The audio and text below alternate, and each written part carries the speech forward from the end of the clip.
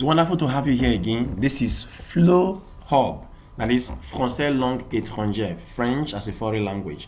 And this is a very important aspect we're going to be dealing with because in every language you communicate.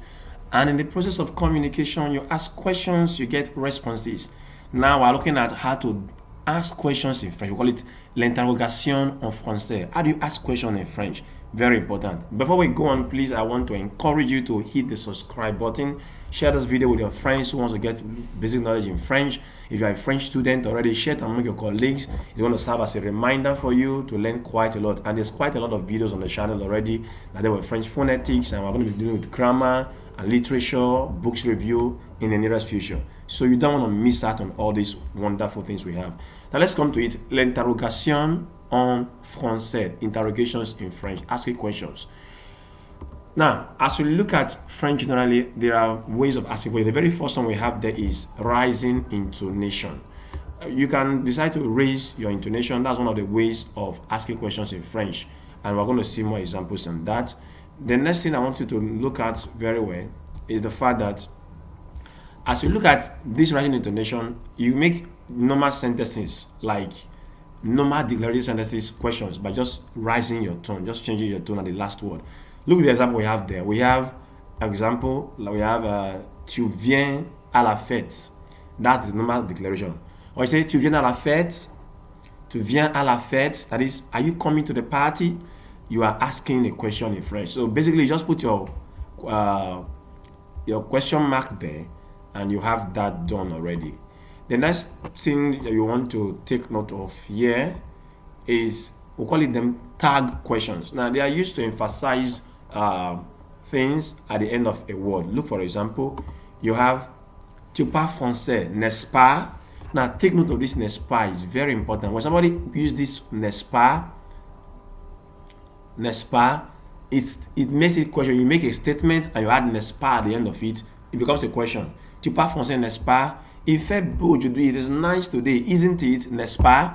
Like I say, okay. So if you put n'est-ce pas there, il fait beau aujourd'hui. Non.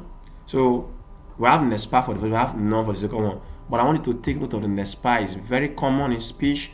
People say, okay, tu viens d'arriver, n'est-ce pas? Okay, il vient demain, n'est-ce pas? It's coming tomorrow, right? So you want to take note of that one. Very, very important in French interrogation.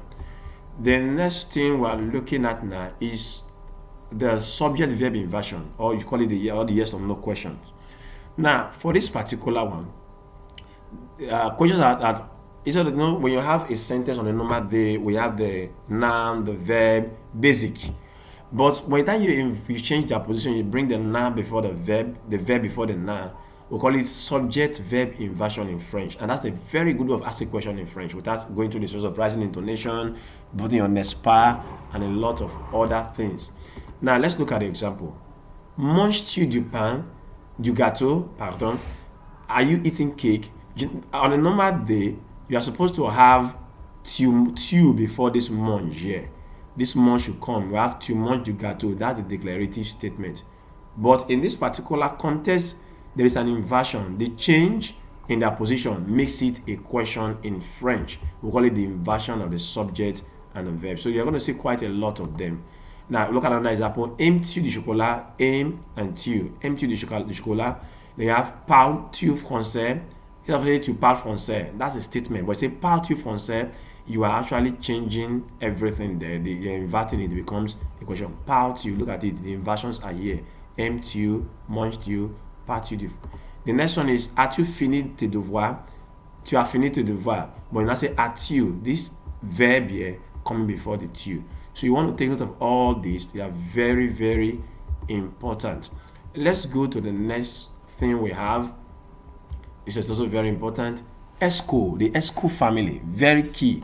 Now, this is commonly used to structure the form of question by adding est-ce to a basic statement. That is, when you have a statement in French, you have est-ce. Now, it's also used in conjunction with the inversion of the subject and verb position we discussed just in the previous slide. Now let's look at what we have here. Examples. We have est-ce que, are you seeing it? Tu aimes danser? Now, est-ce que tu aimes danser? If I said aimes-tu danser, it's also a question. But I don't want to say aimes-tu, and I say est-ce que tu aimes danser?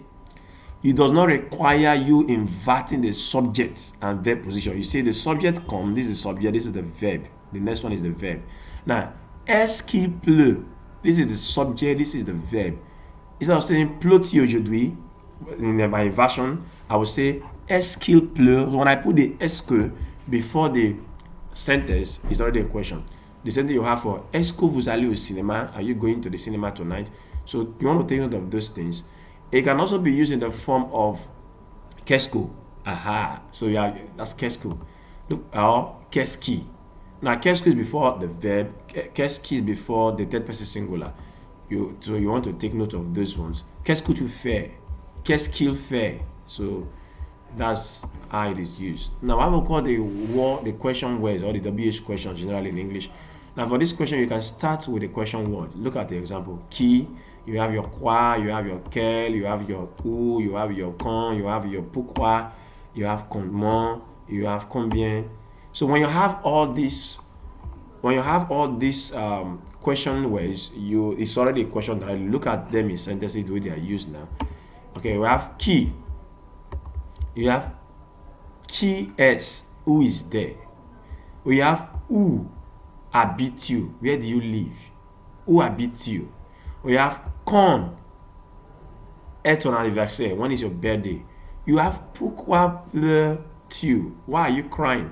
So they can be used subject come before the verb, they can be used verb before the subject. So but they are used basically with the inversion of the subject and verb. Let's underline that.